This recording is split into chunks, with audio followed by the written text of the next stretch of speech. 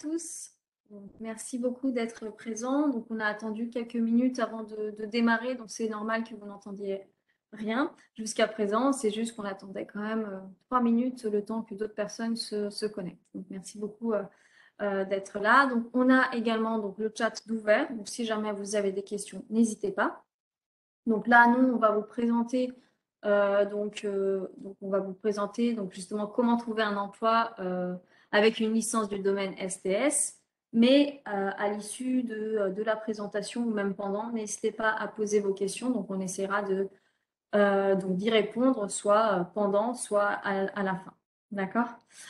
Donc, du coup, ce que je vais faire, donc on est déjà, nous, toutes les deux, du SOI.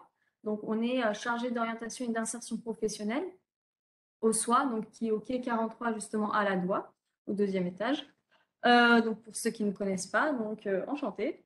Donc là, je me lance. Donc, déjà pour vous expliquer pourquoi est-ce qu'on fait cette conférence. Donc là, c'est vrai que vous êtes au courant, il y a une sélection qui a été mise en place pour les masters.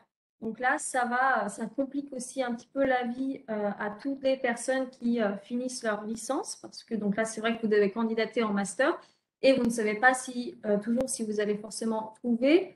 Mais après, pour plusieurs raisons, vous pouvez être aussi amené à arrêter vos études et donc justement après la licence. Donc, en tout cas, quel que soit l'objectif, nous, on est là pour vous informer et vous accompagner justement pour intégrer le marché du travail à l'issue de votre licence générale. Voilà, en tout cas, donc il y a soit donc intégrer le marché du travail. Après, sinon, il existe aussi la réflexion sur les poursuites d'études bien sûr, donc, qui peuvent se faire, donc soit hors cycle 2, soit, voilà, soit différentes choses. Voilà, on verra ça ensemble. En tout cas, donc sachez que la licence générale, habituellement, c'est vrai que à l'issue de la licence générale, il est prévu la poursuite d'études en master. Mais bon, il existe aussi donc la possibilité d'intégrer le marché du travail. Euh, on y trouve du travail. On a même des statistiques d'insertion professionnelle à l'issue des licences générales qu'on va vous montrer. Donc, vous allez pouvoir voir qu'il y a également donc, des personnes qui vont travailler directement après leur licence générale. Donc, ça se fait. Après, donc il y a aussi, il faut savoir que c'est vrai que souvent les recruteurs vont chercher des personnes qui ont des bac plus 5 ou des BUT ou des licences professionnelles.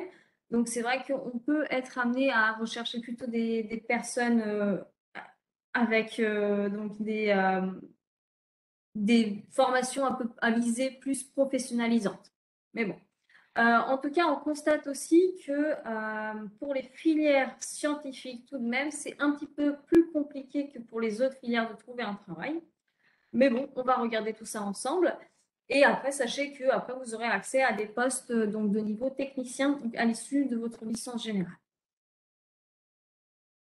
Pour vous présenter donc là le sommaire, donc là vous voyez, donc on va avoir différents points.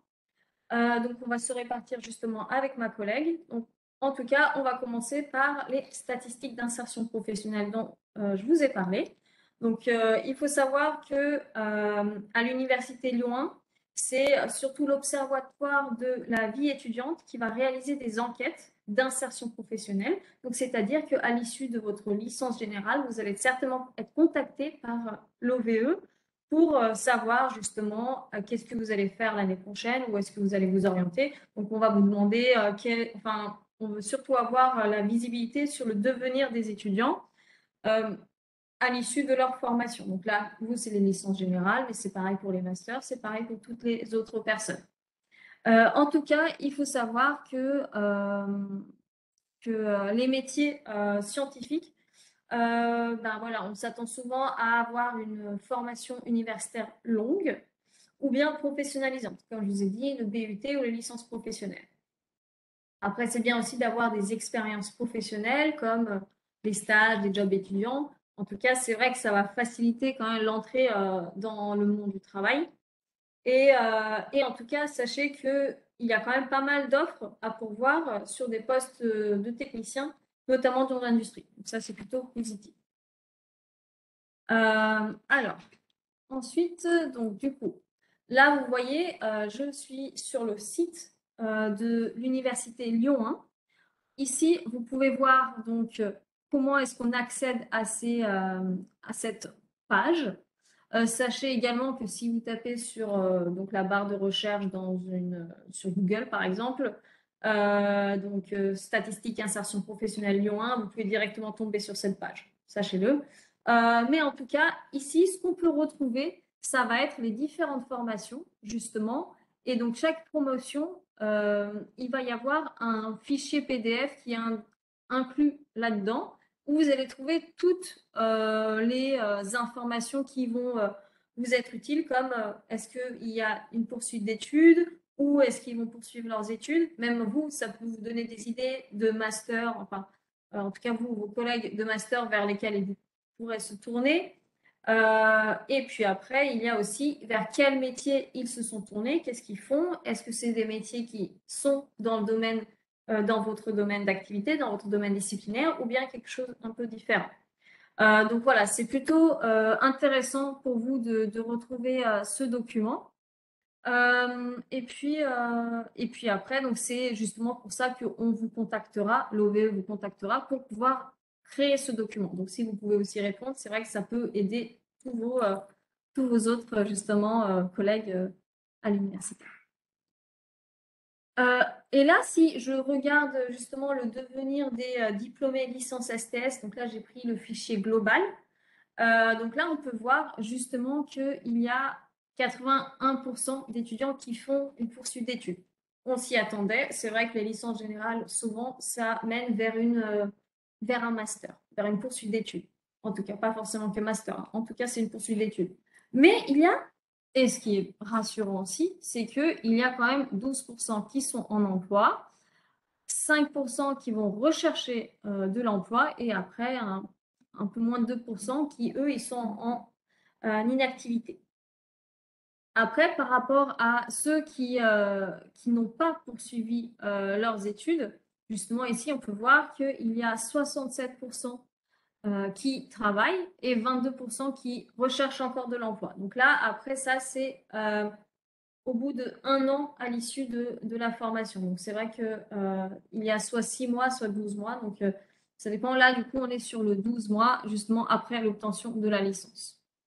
Donc c'est vrai qu'il y a quand même un certain nombre d'étudiants qui recherchent encore. Mais c'est pour ça qu'on est là, pour vous donner aussi des clés pour rechercher correctement justement un emploi.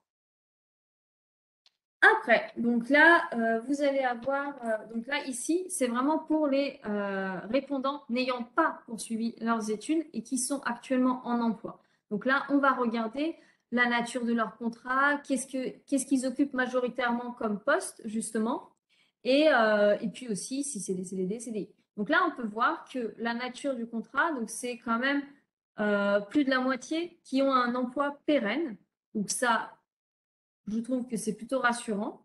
Après, il y a aussi donc 33% qui ont CDD, donc 3 personnes qui sont en mission d'intérim, et donc il y a une personne qui est en travailleur indépendant.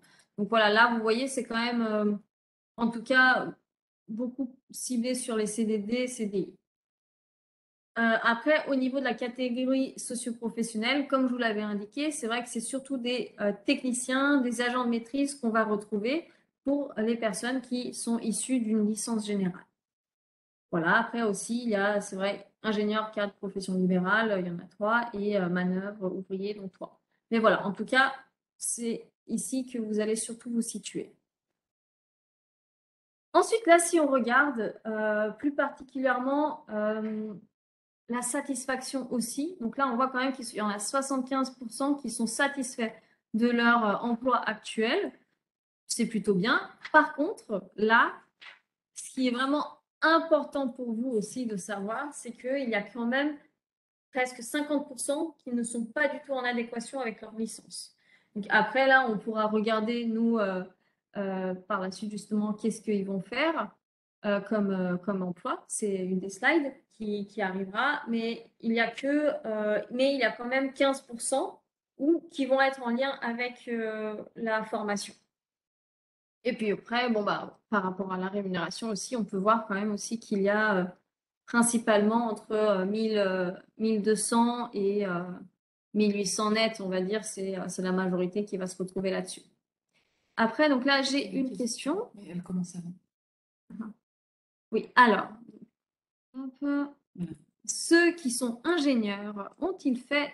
Alors, juste, je vais... Ah, pardon. Hop. Ça a descendu. Donc, il fait des formations supplémentaires. Ah, alors du coup là, on est vraiment sur 12 mois à l'issue de la licence.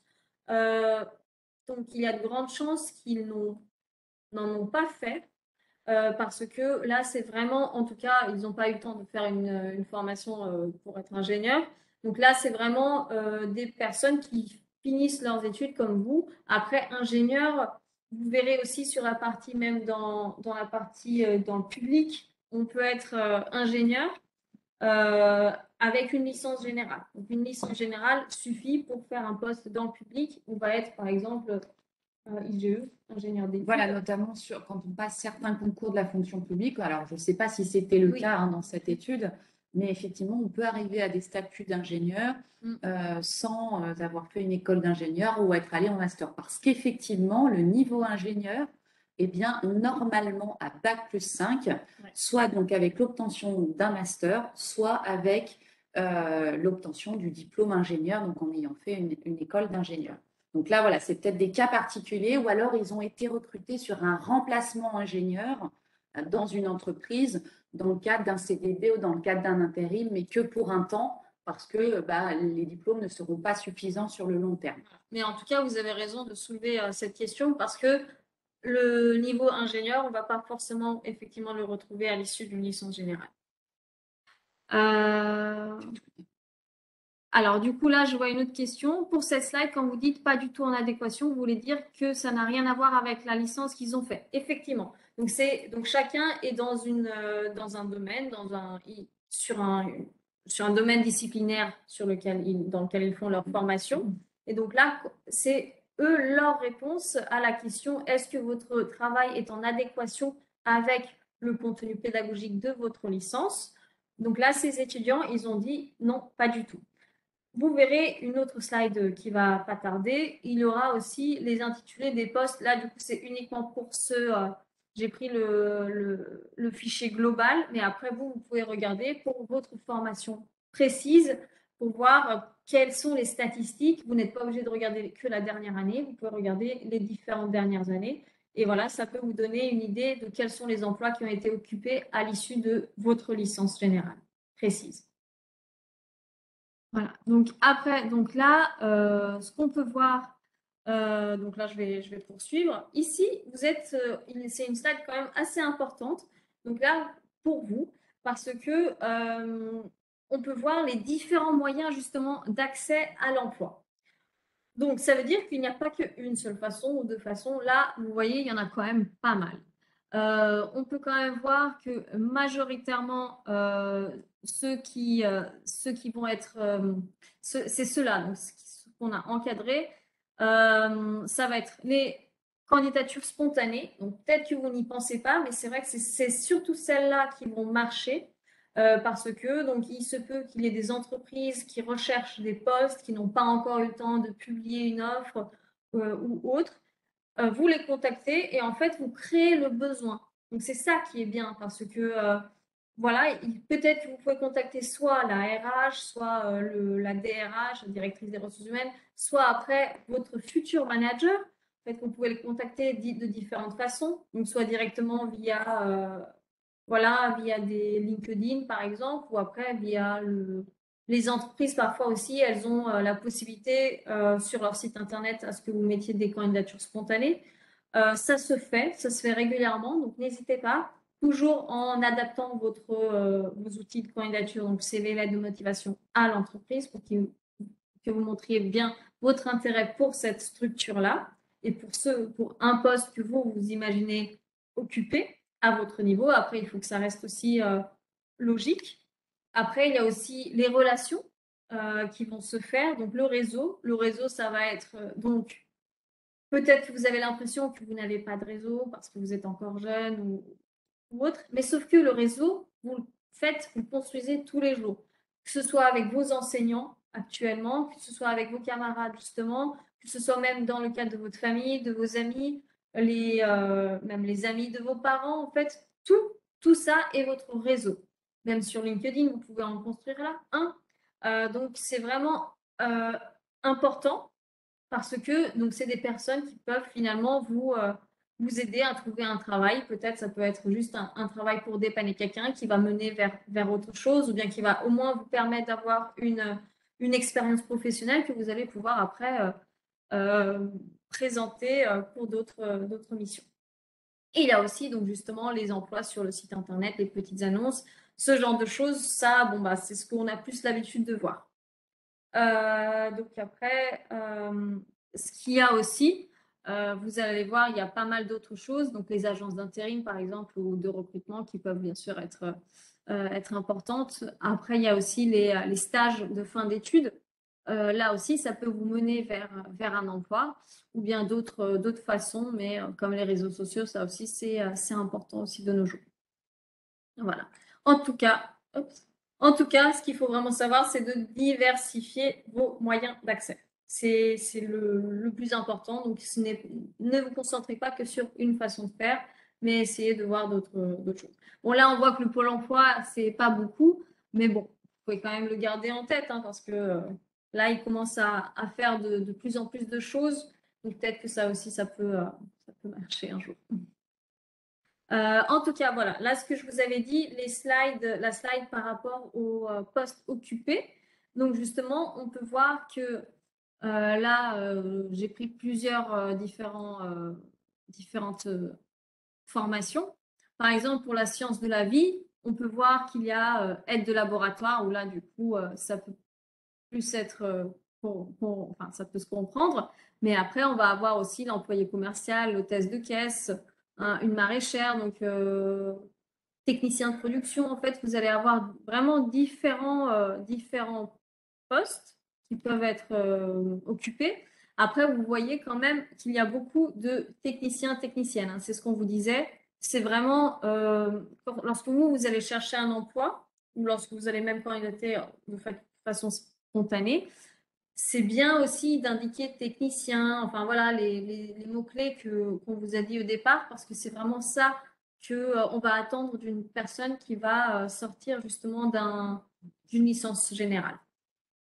Voilà, donc là, vous voyez, tout n'est pas forcément en concordance avec la formation. Donc, chimie, par exemple, on retrouve l'hôtesse de caisse.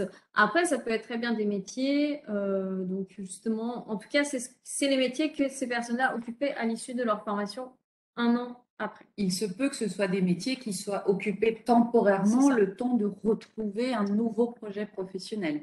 Donc, c'est pour ça qu'il y a parfois voilà, des métiers qui vont servir de pouvoir tenir financièrement pour ensuite préparer un concours, à obtenir une double compétence avec un autre diplôme. Donc, c'est pour ça qu'on retrouve des métiers un peu divers.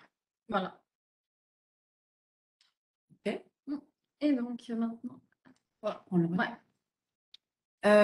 Alors, on va passer à la deuxième partie sur l'ensemble des fonctions et des métiers possibles à votre niveau et notamment sur cette slide-là. L'idée, c'est vraiment quand vous allez vous dire, je veux intégrer le marché du travail, eh bien, il faut d'abord le connaître pour pouvoir voir toutes les possibilités parce que parfois, on a des idées assez restreintes sur des idées reçues, préconçues. On se dit telle licence, ça va amener à ça dans tel type de structure ou d'entreprise. Et en fait, plus on va rechercher les informations, plus on va interroger des personnes, plus on va regarder des offres, plus on va se rendre compte que finalement, il y a des choses auxquelles on n'aurait jamais pensé qui vont éventuellement vous intéresser. Donc là, l'idée, c'était de vous faire un petit diapo sur quels sont les différents types d'entreprises qui existent. Parce que certaines, comme les groupes nationaux, grands groupes nationaux et start-up, ça vous parle. Et puis, l'appellation ETI ou TPE-PME, ça vous parle un petit peu moins. Et il faut savoir qu'en fonction de chaque structure, en fonction de chaque entreprise, eh bien, les opportunités d'emploi vont être un peu différentes. Par exemple, quand on parle des grands groupes nationaux, internationaux, ce sont souvent des grands groupes qui ont beaucoup de besoins, souvent, qui ont un gros service de recrutement, qui ont souvent sur leur site internet un onglet dédié à leurs offres. Donc, vous allez pouvoir directement postuler sur leur site, ce qui n'est pas forcément le cas dans les TPE-PME, hein, donc TPE-PME, hein, très petites et petites et moyennes entreprises. Donc où là, il ne va pas y avoir forcément de site dédié à leur recrutement. Donc, ils vont peut-être publier ou bien il faudra plutôt faire de la candidature spontanée. Il faut savoir que les ETI, hein, donc c'est intermédiaire entre les PME et les grandes entreprises. Donc, généralement, on est entre 250 salariés et 5000 salariés. Voilà, donc c'est assez large. Le mot ETI, on l'entend rarement, mais voilà, en gros, hein, c'est entre ces deux grandes catégories. Et puis, une dernière catégorie, les startups. Ce qu'on peut dire, c'est que sur des startups, on a très peu de postes qui sont disponibles, mais par contre, si on est recruté dans une startup, on va être souvent sur des postes soit très polyvalents ou très spécialisés pour pouvoir répondre aux besoins de la startup. Par contre, c'est souvent des structures où il y a vraiment un potentiel de croissance important, une innovation qui est très forte. Mais par contre, vous travaillez avec très très peu de personnes, hein. Vous êtes vraiment, ça peut être avec une seule autre personne ou une toute petite équipe. Contrairement aux grands groupes nationaux ou internationaux, où là, tout est divisé en services, sous-services, où il y a une très grande hiérarchie. Vous avez beaucoup de personnes qui sont au-dessus, et puis vous pouvez avoir des personnes en dessous, quoique niveau technicien, vous n'avez pas de management. Voilà, donc par contre, là, vous avez des opportunités d'emploi qui sont nombreuses, variées, et vous pouvez travailler dans plein d'endroits en France ou bien à l'étranger. Voilà, donc là, c'était pour vous faire voilà, un rapide diaporama sur quels sont les types d'entreprises qui existent.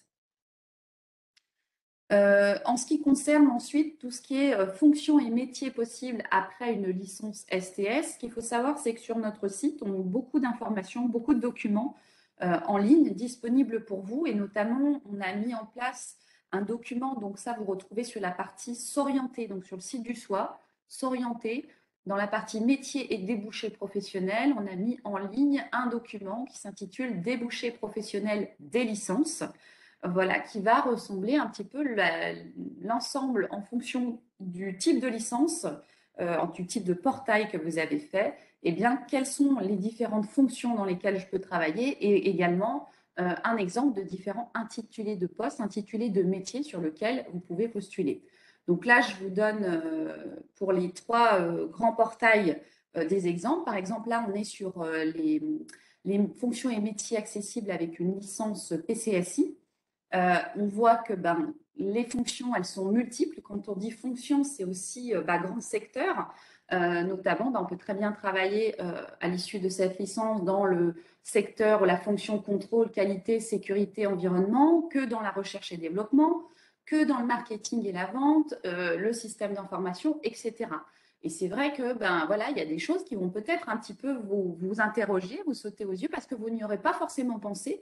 Et vous allez ensuite essayer de creuser cette partie-là pour savoir quels sont les métiers, quels sont les postes qui se cachent derrière. Donc, je répondrai tout de suite à la question, hein, je finis juste. Ce qu'on vous a mis en face, ce sont à chaque fois des intitulés de postes. On n'a pas tout mis, hein, ce sont que des exemples, donc il en existe d'autres. Mais là, ça peut vous donner déjà un premier aperçu. Et l'idée, c'est de se dire, voilà, ce métier-là, est-ce que ça me parle? Si ça me parle, tant mieux, est-ce que ça m'intéresse? Si ça ne me parle pas, et du coup, je vais essayer d'aller rechercher qu'est-ce qui se cache derrière ce métier-là et est-ce que ça peut éventuellement m'intéresser. Et donc, comment on fait pour en savoir un peu plus sur un métier? Soit on va rechercher sur Internet ce qu'on appelle des fiches métiers, et je vous parlerai d'un site qui est assez bien où on voit les différentes fiches métiers, et puis également regarder les offres qui existent par rapport à ce métier-là. On va rechercher les offres et on va voir qu'est-ce qui est attendu à l'intérieur de cette offre et donc essayer de voir si ça peut éventuellement vous intéresser. Alors, une question, c'était celle-là, hein, Justin. Ah, Alors, juste par rapport à l'accès au diaporama, oui, effectivement, on vous enverra à toutes les personnes qui sont connectées déjà le PDF donc le support justement de la présentation pour que vous l'ayez.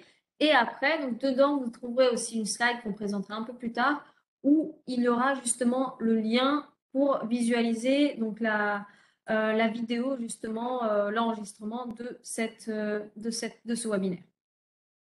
Et la question suivante, c'était, c'est rare des offres de technicien Bac+3 sans qualification diplôme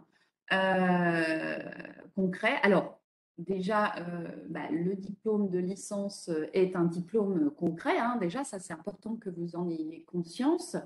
Personne ne veut d'une simple licence. Donc après, effectivement, déjà, ce qu'on a vu avec les modes d'accès à l'emploi, c'est qu'effectivement, ça va être les offres à ce niveau-là vont effectivement être un petit peu plus rares, d'où l'importance de la candidature spontanée et du réseau. On peut en trouver, ça existe, mais voilà, ce n'est pas forcément le meilleur moyen d'accès, même si je pense qu'on peut quand même en trouver. Après, et tu vas me compléter, il faut faire attention aussi à comment on va construire, identifier son profil et se valoriser auprès du recruteur, puisque si on part du principe qu'on a une simple licence, forcément, on va se sous-valoriser. D'accord? Donc, il va falloir faire un bilan, on en reparlera tout à l'heure, sur qu'est-ce que vous avez appris tout au long de votre licence, qu'est-ce qu'on peut capitaliser, qu'est-ce qu'on peut valoriser et qu'est-ce qu'on va pouvoir faire valoir à partir de notre licence auprès du recruteur et quelles sont nos compétences. Après, on verra aussi un peu par la suite que c'est vrai qu'il est aussi possible de faire une formation supplémentaire, plus donc professionnalisante, qui pourrait plus facilement vous permettre de trouver un emploi. On l'abordera par la suite. Alors là, c'est le même diapo, mais pour les fonctions et métiers accessibles avec une licence en sciences et vie de la Terre. Donc là, encore une fois, vous avez les différentes fonctions dans lesquelles on pourrait travailler dans une entreprise, avec encore une fois des exemples d'intitulés de poste. Donc je ne m'attarde pas trop. Quand on vous renverra le diaporama, chacun ira un petit peu consulter en fonction de la licence qu'il a obtenue. Et puis, pareil pour la licence en mathématiques informatiques. Voilà, éventuellement des idées de métiers, de postes, de fonctions qui pourraient être intéressants pour vous. Voilà. Après, donc justement, au niveau des types d'emplois accessibles, justement, un des constats qu'on a fait justement, c'est que beaucoup d'offres à pourvoir sont des postes de techniciens, techniciens supérieurs, assistants, c'est ce que je vous disais précédemment. Donc, c'est un peu le type de métier que vous devez viser, que vous devez rechercher lorsque vous allez rechercher des offres. Vous pouvez très bien taper justement dans l'intitulé de l'offre ces mots-clés parce que c'est sur ces niveaux-là que vous allez pouvoir retrouver le plus de postes qui pourraient vous correspondre. En tout cas, sachez que les activités que vous allez avoir à faire vont être surtout des activités donc, qui vont être par exemple l'exécution, le travail opérationnel, des tâches répétitives, les manipulations ou bien un travail plutôt à court terme. Mais en tout cas, sachez quand même que les compétences qu'on va vous demander, ça va être surtout donc des compétences qu'on appelle d'application. Ça va être donc de disposer de connaissances générales et être capable de les appliquer justement de manière pratique et autonome à des situations courantes. Donc, on va quand même vous demander de l'autonomie, même si vous êtes technicien, assistant. Voilà, sachez que il y a quand même l'application de choses de façon autonome qui peut être demandée sur ces différents postes. Ce qu'il faut aussi se dire, c'est que vous pouvez tout à fait commencer à un niveau technicien dans une entreprise, mais on est bien d'accord que rien n'est figé dans la vie professionnelle et que du coup, dans certaines entreprises, il y a des évolutions professionnelles qui sont vraiment au cœur de la structure, de la culture d'entreprise et que vous pouvez parfois évoluer assez vite. Alors, chaque entreprise a un fonctionnement différent et là, ça va aussi dépendre si c'est une petite structure ou une grande structure, mais vous pouvez tout à fait vous dire que vous rentrez dans l'entreprise sur un niveau technicien supérieur, mais ensuite, en France, on a ce qu'on appelle la formation tout au long de la vie et vous dire que soit plus tard, vous allez pouvoir reprendre des études, la formation professionnelle, formation continue, ou bien au contraire, pouvoir évoluer en interne et gagner en responsabilité, en évoluant dans son poste, etc. Oui, et ça en échangeant par exemple avec les personnes de la structure qui vous intéresse ou voilà, en parlant avec différentes personnes. Si vous voyez justement des personnes qui ont 10 ans d'ancienneté dans l'entreprise, il y a de grandes chances qu'ils ont évolué petit à petit dans la structure et c'est plutôt un point positif pour vous. Donc, de voir des personnes avec une ancienneté, donc ça va vouloir dire aussi que ils sont partants pour la mobilité, pour, en tout cas au sein de l'entreprise et l'évolution. Ouais.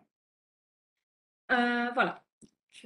Alors, on passe à la partie sur, une fois que vous vous êtes dit, ben voilà, moi je veux trouver un travail, je veux trouver un emploi, eh bien, il faut se dire que tout ça ne se fait pas du jour au lendemain. Ça se prépare, il y a différentes étapes et chaque étape est très importante et va vous prendre du temps. Aujourd'hui, bah, déjà, vous avez pris de votre temps pour venir à cette conférence, donc c'est très bien. Et puis, il va falloir un petit peu se consacrer du temps à cette recherche parce que bah, il y a plein de choses à faire et si on veut être efficace, si on veut trouver rapidement, eh bien, il va falloir s'y préparer. La première étape, c'est l'étape très importante de la réalisation de son propre bilan, c'est-à-dire se poser un moment avec différents outils ou en participant à des ateliers ou bien en étant suivi et accompagné pour savoir quelles sont les compétences, toutes les compétences, que ce soit des compétences scientifiques ou bien des compétences transversales que vous avez pu développer tout au long de votre parcours, de votre vie et de votre licence. Je rappelle que les compétences transversales, c'est par exemple si vous avez fait des emplois étudiants, vous avez développé des compétences que vous allez pouvoir réutiliser dans n'importe quel autre contexte professionnel. Et ça, c'est très recherché par les recruteurs. Faire le bilan aussi de ses motivations, de ses expériences, de son parcours, de ses études, et puis également de ses atouts et de ses qualités. Qu'est-ce qu'on va pouvoir faire valoir en fonction de son objectif. Étape numéro 2 qui peut se faire en parallèle de l'étape numéro 1, c'est se poser la question de qu'est-ce que je recherche vraiment? Qu'est-ce que j'ai envie de faire et dans quoi j'ai envie de travailler? Dans quel domaine, dans quel secteur, sur quel métier? Parce qu'on va se rendre compte aussi, alors nous on encourage tous les étudiants à aller faire ce qu'on appelle des interviews professionnelles, c'est-à-dire que quand vous avez une idée de métier, d'aller interroger des professionnels, 2, 3, pour qu'ils vous racontent ce qu'ils font tous les jours, comment ils sont arrivés là, quels sont les métiers, les atouts, les contraintes, pour que vous fassiez un petit peu face à cette réalité et vous dire est-ce que finalement ça me correspond vraiment? Est-ce que l'idée que j'avais de ce métier-là, ça correspond à ce que je veux faire, à ce que correspond à mes envies, à mes valeurs professionnelles, etc. Donc ça, c'est une étape très importante. Tant qu'on ne sait pas ce qu'on recherche vraiment, ça va être difficile de trouver. Étape numéro 3 qui vient par la suite, et là, le SOA peut vous aider, mais d'autres organismes, c'est comment je vais construire mes outils de candidature. Je vais donc construire mon CV et ma lettre de motivation en fonction de mon objectif professionnel. Vient ensuite le plan d'action. Donc, c'est là où on vous disait tout à l'heure, je trouve des offres, j'y réponds, j'envoie des candidatures spontanées. Donc, ça prend beaucoup de temps puisque c'est vous qui allez devoir trouver un carnet d'entreprise à qui envoyer votre candidature, le bon contact, etc. Donc, il faut savoir que la candidature spontanée, ça prend du temps.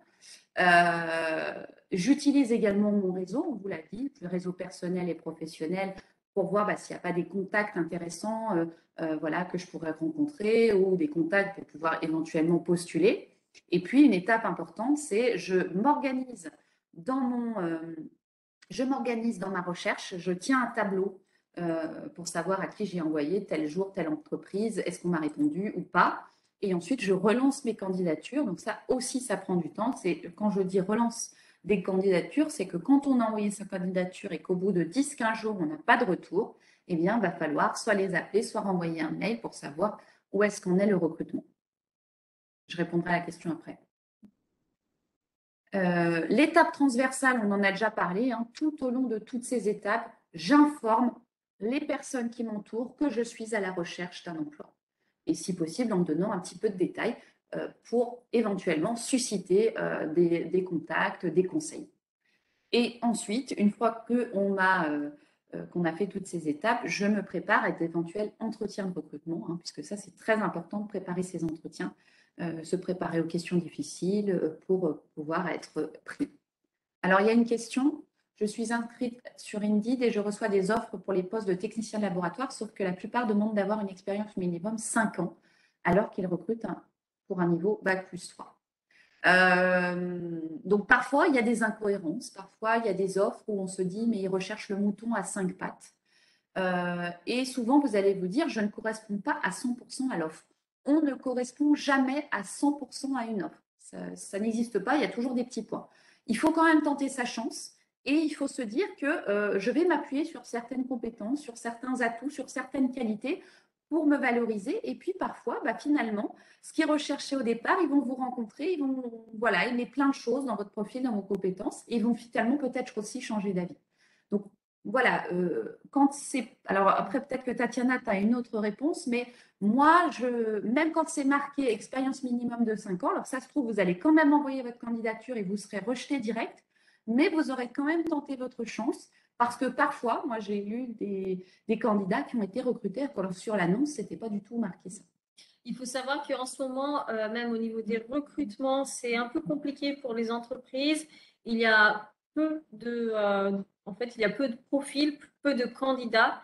Donc, je pense que justement là, c'est le moment idéal à candidater parce que si jamais justement ils sont en pénurie de candidats, ils peuvent très bien revoir un peu leur poste, essayer de réfléchir un petit peu à le remodeler pour justement prendre alors une personne un peu plus junior que ce qu'ils pensaient et mettre des missions, donc justement, qui plus compliquées à une autre personne. Donc voilà, après, ils peuvent eux toujours réfléchir en interne, rien n'est jamais figé. Il faut se dire ça, c'est toujours après en rencontrant les profils qu'ils peuvent aussi repenser un peu différemment les choses. Donc je serais plutôt d'avis comme Cara. Alors, on passe à la slide parce que j'ai vu que le temps passait. Ici, on vous présente un outil qui, vous connaissez sûrement si vous avez fait du PPP2 ou du PPP4, qui s'appelle le PEC, le portefeuille d'expérience et de compétences, qui est un outil que Lyon 1 a mis à disposition de ses étudiants, qui vraiment permet de faire un bilan, justement le fameux bilan, et de valoriser tout ce que vous avez appris, ce que vous savez faire, ce que vous avez réalisé, et de condenser dans un seul document vos compétences scientifiques, hard skills, et vos compétences transversales. Donc, vous le retrouvez sur le site de Lyon 1 dans la rubrique outils. Vous cliquez sur portefeuille d'expérience et de compétences. Et donc, voilà, nous, on va se focaliser sur les deux onglets du haut. Je fais mon bilan, où là, vous allez un petit peu tout retracer, que ça soit les formations, les stages, les jobs étudiants, les activités sportives, associatives. Vous avez également un onglet qui s'appelle Atouts personnels où vous avez des questionnaires d'intérêt, des questionnaires de valeur. Ça, c'est intéressant quand on se pose la question de ce que vous allez rechercher. Et puis également la rubrique compétences. Donc là, c'est une fois que vous avez tout rempli, ça va tout capitaliser et vous allez avoir un petit condensé. Et ça va aussi vous être utile lorsque vous allez construire votre candidature, notamment votre CV. Sur le site du SOI, on a mis beaucoup de choses qui vont vous intéresser dans le cadre de votre recherche d'emploi.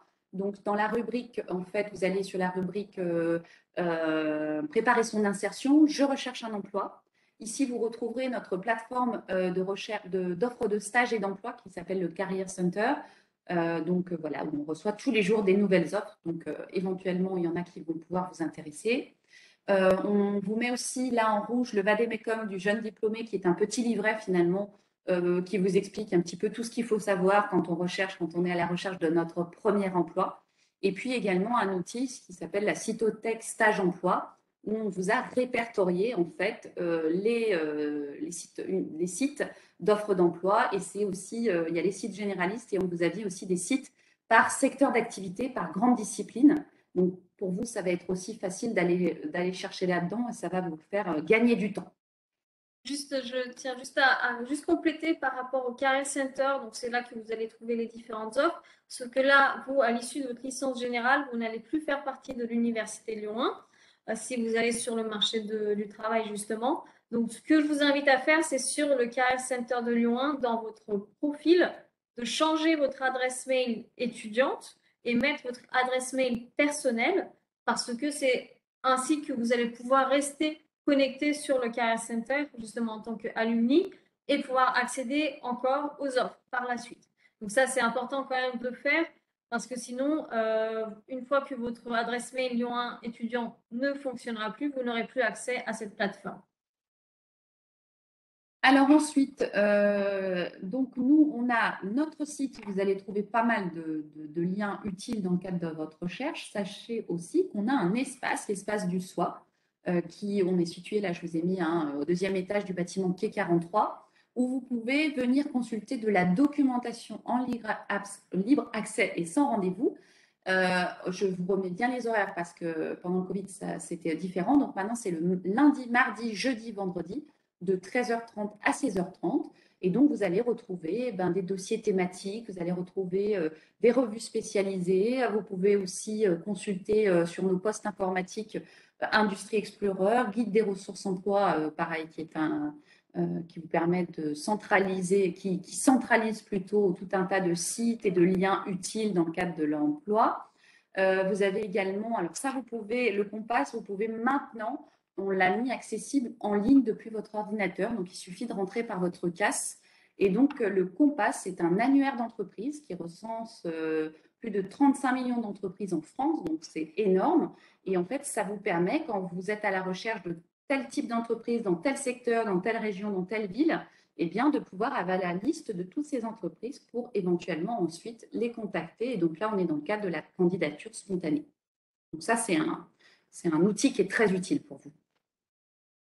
Ce qu'il faut savoir, c'est que nous, on propose aussi au soit des ateliers collectifs de 1 heure ou 1 heure et demie généralement, donc soit entre midi et 2, enfin 13-14, soit le soir. Et donc là, on vous aide à préparer vos outils de candidature, vos entretiens de recrutement, identifier, valoriser ses compétences, etc. Donc, si jamais vous êtes intéressé, nos ateliers, c'est généralement de octobre à mai. Et donc, pour s'inscrire sur ces ateliers, il faut passer par le Career Center.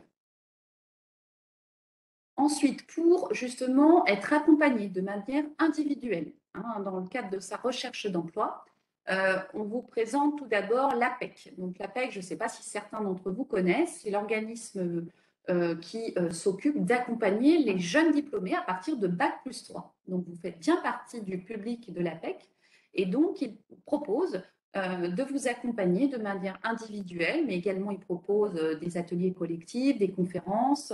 Voilà, donc il suffit de se rendre sur le site de l'APEC, sachant aussi que le site de l'APEC est un site où vous allez trouver énormément de choses intéressantes. Vous allez pouvoir créer votre profil, vous allez trouver des offres, vous allez donc pouvoir participer aussi à des événements et consulter de la documentation qui est très intéressante, notamment sur les prévisions des recrutements, sur les rémunérations en fonction des métiers. Donc voilà, moi je ne peux que vous inciter à aller voir le site de l'APEC. Et puis nous, parce que l'APEC, ça sera, s'ils vous reçoivent, il faut un accompagnement sur du moyen long terme. Alors que nous, voilà, on peut vous proposer dans un premier temps de vous recevoir sur un rendez-vous de 20 minutes. Donc là, vous prenez rendez-vous via le Career Center. Et nous, ça sera vraiment pour vous donner un petit peu des bases dans l'accompagnement. Mais l'idéal, ça sera de vous faire suivre par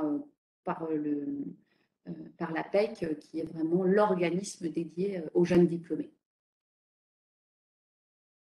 Alors, on va finir cette partie sur des dispositifs qui existent qui vous permettent de vous préparer à intégrer le marché de l'emploi et donc de développer vos compétences. Donc, tout d'abord, c'est important de vous reparler des stages volontaires. Donc, il existe bien les stages volontaires d'insertion. Donc, ce sont des stages que vous faites dans le même domaine que votre licence. Et il existe aussi des stages volontaires de réorientation où vous faites un stage dans un domaine totalement différent de votre licence. L'objectif, c'est vraiment de découvrir un milieu professionnel, de construire votre réseau, d'acquérir de l'expérience. Ce sont des stages qui sont non créditants, d'une durée maximum de 6 mois. Et l'information très importante, c'est qu'ils doivent être réalisés avant votre diplomation. Donc, pour les L3, je ne sais pas si vous êtes concernés par ça, mais les L3, imaginons qu'on vous délivre le diplôme le 15 juillet, eh bien, il faudra que votre stage volontaire ne dépasse pas cette date parce que sinon, vous n'êtes plus dans la légalité. Donc, nous, on conseille beaucoup de faire des stages volontaires L1, L2 et la L3, il faut faire attention que ça ne dépasse pas le moment de délivrance du diplôme parce que vous n'avez plus le droit, tout simplement. Ensuite, il existe le volontariat international, donc soit en entreprise, soit en administration. Donc là, le but, c'est d'effectuer une mission à responsabilité dans une entreprise ou une administration française, mais à l'étranger. Ça dure généralement de 6 mois à 2 ans. Pas de niveau d'études minimum requis, donc voilà, ça peut éventuellement vous intéresser. Et il faut être âgé entre 18 et 28 ans. Et on vous a mis l'adresse ici pour avoir plus d'infos. Donc, vous retrouverez tout ça lorsque vous aurez le diaporama. Il existe également le service civique, hein, donc, qui est un engagement volontaire au service de l'intérêt général en France, mais aussi à l'étranger, ouvert à tous les jeunes entre 16 et 25 ans et 30 ans pour les jeunes en situation de handicap. Et on est sur des missions entre 6 mois à 12 mois. Donc pareil, ça peut être intéressant pour obtenir de l'expérience professionnelle, prendre un temps de pause, mais qui soit utile aussi pour la suite. Et donc, vous retrouvez toutes les infos sur le site ici. Voilà. Après, il y a également maintenant le site Un jeune, une solution que vous avez peut-être dû déjà entendre. Ils font pas mal de pubs, mais après, le site est plutôt bien construit et vous pouvez même retrouver différentes offres d'alternance, même des services civiques. Donc, n'hésitez pas à y faire un petit tour donc pour regarder juste au moins par curiosité parce qu'il y a énormément d'informations sur des thématiques très, très variées. Et donc là, il y a également donc, la possibilité de faire donc, une formation, donc des formations hors deuxième cycle. Donc ça peut être des formations qui peuvent être considérées justement complémentaires. Donc ça peut être dans votre domaine d'activité, dans votre domaine actuel. Donc là, ça peut être justement des formations universitaires comme le BUT, donc en formation initiale ou bien en année spéciale. Donc là, c'est pour les personnes justement qui souhaitent acquérir une double compétence ou effectuer une reconversion professionnelle. Donc le BUT année spéciale, donc ça va être en un an, vous faites le BUT 1 plus BUT 2. Après, il y a aussi les licences professionnelles qui justement sont très prisées. Donc même les BUT ou les licences professionnelles, c'est quand même très prisé de la part des recruteurs. Donc ça peut être aussi une voie à envisager. Vous avez aussi d'autres formations qui peuvent être des certifications professionnelles, des formations même professionnelles de type l'AFPA, le CNAM, le CNED. Donc là, l'AFPA, c'est l'Agence nationale pour la formation professionnelle des adultes. Le CNAM, donc ça va être vraiment le Conservatoire national des arts et métiers. Et le CNED, ça va être plutôt tout ce qui est enseignement à distance. Il y a les BTS et après, il y a aussi les écoles privées. Donc par rapport aux écoles privées, ce que vous pouvez aussi envisager, c'est les alternances. Donc les alternances, parce que donc les écoles privées, donc ça peut avoir un coût. Mais si vous faites des formations en alternance, donc là, le coût de la formation sera à la charge de l'entreprise d'accueil. Donc c'est votre entreprise. Après, à vous de trouver votre entreprise d'accueil, le centre de formation et puis la formation aussi que vous souhaitez faire, bien sûr. Mais en tout cas, donc, ce ne sera pas à vos frais. Mais bon, après, si jamais vous souhaitez faire de l'alternance, il faut bien vous renseigner aussi par rapport à ça parce que vous avez donc un double statut, donc statut salarié et statut étudiant avec les droits et obligations à chaque fois. Et donc, vous avez aussi différentes ressources. Donc là, lorsque vous allez avoir aussi la présentation, donc, il y a des liens. Donc, vous pouvez cliquer directement sur les liens pour accéder aux ressources. Donc, vous avez le PRAO ou bien l'ONICEP. Donc, c'est vraiment deux types de ressources qui vont présenter les formations nationales existantes pour justement vous aider à trouver votre bonheur si vous cherchez.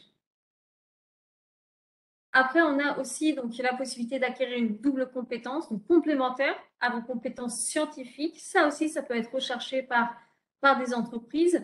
Là, donc ça va être en dehors de votre domaine. Mais là, après, ce sera à vous de voir. En tout cas, vous voyez, il y a énormément de choix. Après, on rencontre quand même pas mal d'étudiants qui réfléchissent au commerce, vente, marketing. Après, il y a aussi informatique, donc pour avoir aussi cette double compétence, l'achat, logistique, la qualité aussi, ça peut être aussi intéressant dans pas mal de domaines, la qualité. Donc voilà, après, à vous de regarder ce qui vous plaît. Et après, les exemples de formation, ça peut être le BUT informatique, l'année spéciale, le BTS management des unités commerciales ou bien la licence pro métier de l'industrie, donc gestion de la production industrielle. Donc là aussi, vous avez différentes ressources. Donc soit vous avez des classeurs qui sont à l'espace conseil, à l'espace donc justement du soir, ou bien après l'ONICEP aussi qui peut être une ressource très complète. Au niveau donc aussi des possibilités de formation, vous pouvez aussi vous réorienter dans un domaine totalement différent de votre domaine actuel. Ça peut être, par exemple, faire de l'artisanat, aller donc faire aussi travailler pour les armées ou bien dans les sciences humaines. C'est vraiment donc à vous de choisir en fait ce qui peut vous plaire. Donc là, après, ça peut être des formations comme la licence histoire ou le CAP boulangerie. Mais ça, il faut toujours quand même se renseigner par rapport aux prérequis attendus pour intégrer une formation ou bien même les procédures d'inscription pour bien respecter les dates et les dossiers. C'est ça, du coup, il faut vraiment anticiper aussi un maximum pour pas être pris de court, notamment par rapport aux délais, aux dates limites d'inscription, parce que sinon, ça repousse d'un an, et donc un an, c'est quand même pas rien. Ouais. Donc là aussi, vous avez différentes ressources.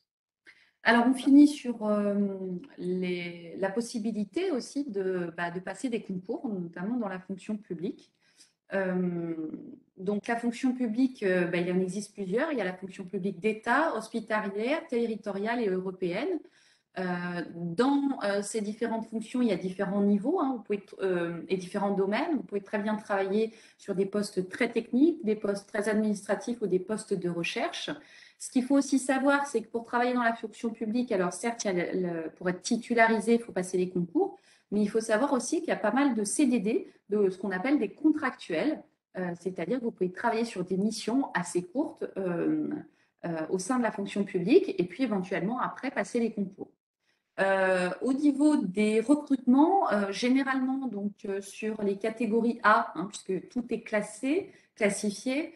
Sur des catégories A, on est sur du niveau licence et plus. Catégorie B, niveau baccalauréat, pardon, et catégorie C, on est de niveau inférieur au bac. Donc vraiment, il y en a pour tout le monde. Donc ça veut dire que là, vous pourrez candidater sur les 3 niveaux, sur les 3 catégories. Après, parfois, c'est même plus intéressant de commencer en tant que contractuel, déjà voir comment ça se passe le public, comprendre même comment se passent les concours, et après, éventuellement même suivre des formations pour les concours, et après, faire passer les concours. Et d'ailleurs, en ayant déjà une expérience dans la fonction publique en tant que contractuel, vous avez des avantages, des plus par rapport à d'autres sur les concours externes qui n'auraient jamais travaillé dans la fonction publique. Donc, ça peut être une idée. Alors ici, on vous a mis la page, le site du ministère de la Transformation et de la Fonction publique, où vous retrouvez notamment le fameux calendrier général des concours, qui vous permet d'avoir vraiment une vision d'ensemble du concours sur la catégorie, sur le type de recrutement, le niveau de diplôme et également quelles sont les durées et les dates limites de dépôt.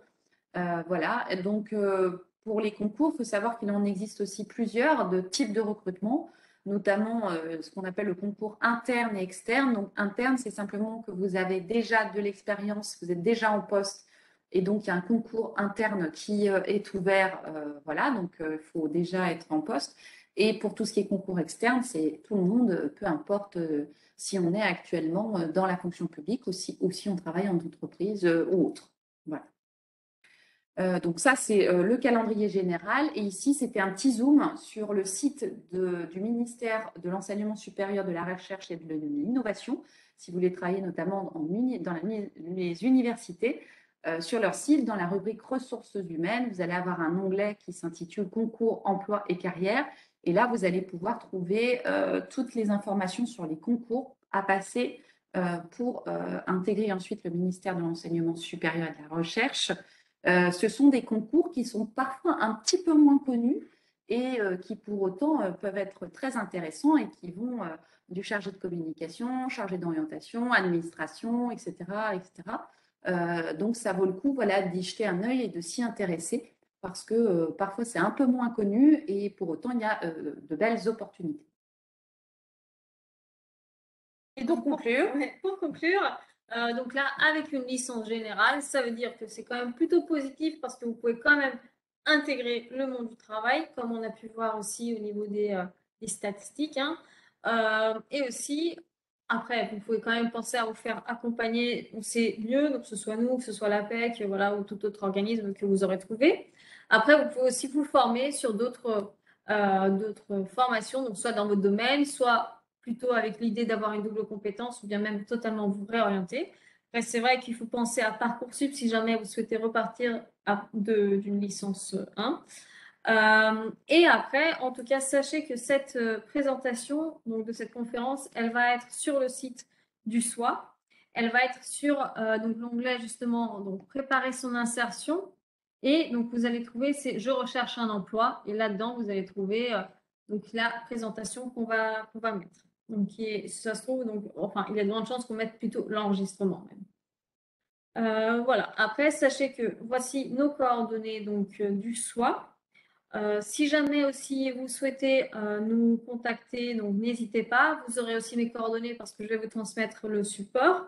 Donc si jamais vous avez des questions, on est aussi là pour vous aider. Voilà. Donc si jamais vous avez des questions encore, donc on peut y répondre. Là, je vois qu'il y en a sur 2. Alors, On a répondu. alors, non. Ah bah voilà, c'est Voilà. tout ça. Alors, c'est pas payant pour la PEC, hein, pour Gratuit. l'information, c'est gratuit, hein, donc ils sont bien sûr là.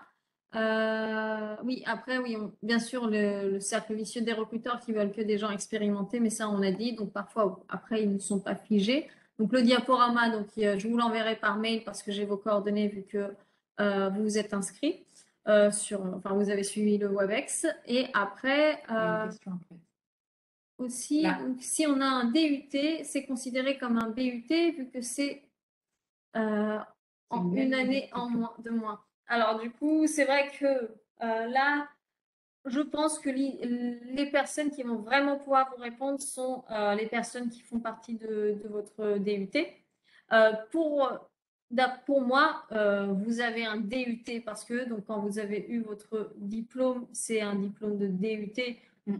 Donc, pour moi, là, vous avez un DUT, peu importe qu'après, il se transforme en BUT. Voilà, après, vous pouvez toujours même poser la question à votre responsable de formation. Mais là, je vous dirais plutôt que vous avez un DUT et pas un BUT. Voilà. Et aussi, donc on n'a pas compris.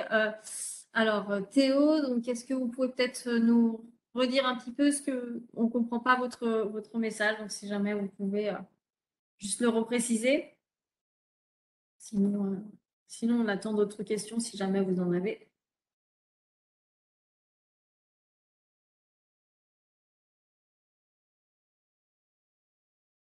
Bon, bah, si vous n'en avez pas, donc là, on est. Donc, du coup, on peut mettre fin à cette conférence. Donc là, il est 14h pile, donc on a été bon, dans le timing. Donc voilà, en tout cas, je vous souhaite bonne continuation. J'espère que vous avez tous trouvé donc, comment poursuivre votre année prochaine. Bah, bonne continuation, bonne chance dans vos démarches, bon courage surtout. Ouais. Bon courage.